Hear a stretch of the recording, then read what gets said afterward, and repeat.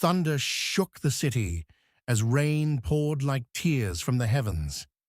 Joseph walked through the crowded streets, soaked and broken.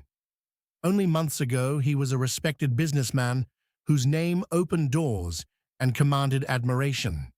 Now, everything was gone: his company, his wealth, his reputation. He stepped into a small cafe to escape the storm. On the counter lay a newspaper with a headline that pierced his heart: "Business mogul Joseph declares bankruptcy." He stared at the words, realizing that in a single moment his entire world had collapsed. Across the city walked Ivonne, a graceful woman with a quiet smile. Dressed simply, she looked like an ordinary woman, but behind her modest appearance hid an enormous fortune. She was the sole heir to a wealthy family empire. To escape the pressures of her luxurious life, she often visited a small bookstore where no one knew her true identity. Among books and silence, she felt free. Inside the bookstore, fate intervened. Lost in his thoughts, Joseph accidentally bumped into Ivonne, causing a book to fall from her hands. "I'm so sorry," he said, picking it up. Their eyes met. For a brief moment, the world around them seemed to disappear. They exchanged shy smiles before walking away, but neither could forget the stranger they had just met. Days later, Joseph wandered through a park, carrying the heavy burden of failure. Suddenly, he heard laughter. A group of children were flying kites. One became trapped high in a tree, and the children began to cry. Joseph climbed the tree and brought the kite down safely. The children's joyful cheers awakened something inside him, a tiny spark of hope. Perhaps his story wasn't over yet. That evening, Ivonne attended a glamorous charity gala. As she moved through the crowd, she overheard guests discussing Joseph's downfall. The poor man lost everything. She couldn't explain why, but she wanted to know more about him. For the first time in years, someone had captured her curiosity. Ivonne invited Joseph for coffee. At first he was hesitant, but eventually he accepted. Over steaming cups of coffee, they shared their stories. Joseph spoke about his dreams and the pain of losing everything.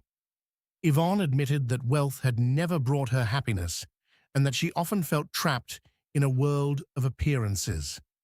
For the first time in a long time, both of them felt understood. Inspired by Joseph's resilience, Ivonne secretly decided to help him. Years earlier, Joseph had dreamed of building a community center that would help struggling families. Using her fortune, Ivonne quietly invested in the project without telling him. As construction began, Joseph felt hope returning, unaware that the woman beside him was the reason his dream was coming alive. As the project grew, so did their friendship. They spent long evenings talking, laughing, and sharing dreams. Joseph began to realize that he had fallen in love. Ivonne, too, found herself drawn to his kindness, strength, and determination. In the middle of broken dreams and painful memories, love had quietly found them. One afternoon, Joseph discovered the truth. Ivonne had been funding the entire project. Feeling betrayed, he confronted her. "Why didn't you tell me?" he asked. Tears filled her eyes. "Because I didn't want to rescue you," she whispered. "I wanted to stand beside you." Her words silenced him. For the first time, Joseph understood that true love doesn't take away a person's dignity. It helps them rise again. Months later, the community center opened its doors. Families gathered to celebrate. Children ran through the halls laughing. Joseph stood beside Ivonne, holding her hand. He had lost his fortune, but in losing everything, he had found something far more valuable: purpose, love, and a second chance.